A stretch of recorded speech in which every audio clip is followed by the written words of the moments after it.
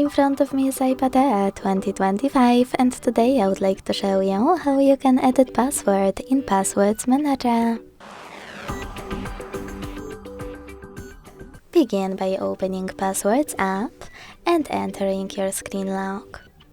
Now hit O at the top left corner and select one of your passwords by clicking on it. Then hit Edit at the top right corner. Change whatever you want to.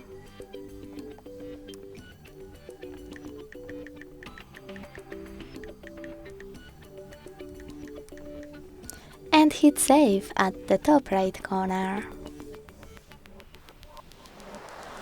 Thanks so much for watching. If you enjoyed this video, leave a like, comment and subscribe.